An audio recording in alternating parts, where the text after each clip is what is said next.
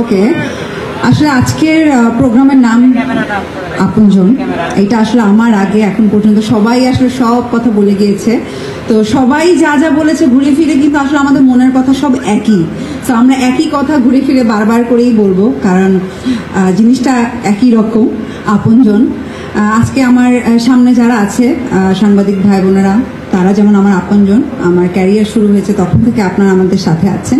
সেইমভাবে আচ্ছা, স্টেজে যে বসে আছে আমার প্রথম কমার্শিয়াল ছবির হিরো মেগাস্টার শাকিব ভাইয়া, সে যেমন আমার 2009 থেকে আমার আপনজন, এবং আমার সাথে যারা কলিগরা আছে সবাই, ইমন ভাইয়া।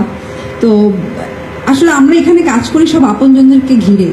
তারপরেও যারা আসলে রিয়েল আপনজন হচ্ছে যারা দুঃখের সময় পাশে থাকে। সুখে তো সবসময় থাকে, দুঃখে যারা থাকে ওইটাই আসলে সারা জীবন মনে থাকে, ওইটাই এখানে গেঁথে থাকে।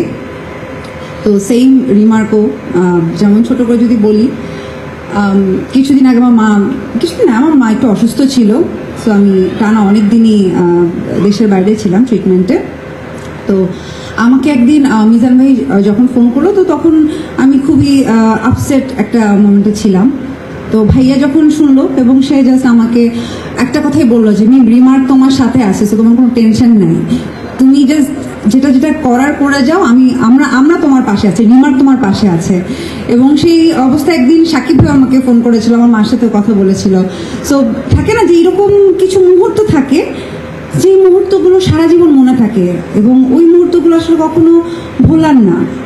এবং ওইটাই আপনার এখানে দাগ লেগে থাকবে যে আচ্ছা ঠিক আছে, এরকম সময় কে আছে। তো এই জন্যই বললাম যে রিমার্ক অ্যাকচুয়ালি যে আমরা এখানে ব্যবসা করছি তা না, ব্যবসার সাথে সাথে যারা জড়িত সবাইকে নিয়েই ভাবে। সেইমভাবে ওনারা যে এবার উদ্যোগটা নিয়েছে, এই যে দেশ এবং মানুষের কল্যাণেই তো সবসময় কাজ করে রিমার্ক।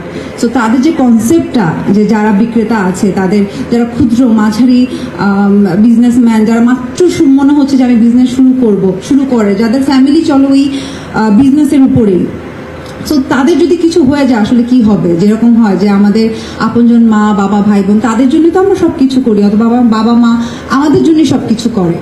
তো সেইমভাবে যারা এই যে বিজনেস, এই যে রিমার্কের পণ্যগুলো নিয়ে কাজ করছে, মানুষের কাছে আমাদের সবার কাছে পৌঁছে দিচ্ছে, সো তাদেরকে নিয়ে ভাবার জন্যই কিন্তু এই আপনজন প্রোগ্রামটা। সো এই যে রিমার্ক মানে আমাদের কোম্পানি যে এই সুন্দর একটা উদ্যোগ নিয়েছে, এটা আসলে আমি জানি না, আমার তো খুবই ভালো লাগছে যে একটা মহৎ উদ্যোগের পাশে আমি থাকতে পেরেছি। যেমন আমি যখন রিমার্কের সাথে প্রথম অ্যাজ এ ব্র্যান্ড অ্যাম্বাসেডার হিসেবে যুক্ত হই, আমি মনে হয় প্রথম অ্যাজ এ ব্র্যান্ড অ্যাম্বাসেডার হার্লিনের সাথে যুক্ত হই। সো তখন থেকে অ্যাজ এ ব্র্যান্ড অ্যাম্বাসেডার হিসেবে ঢুকেছি, কিন্তু জাস্ট কিছুদিন পরেই কিন্তু আমার কাছে মনে হয়েছে না, আমি তো এটার ব্র্যান্ড অ্যাম্বাসেডার না, এটা তো আমার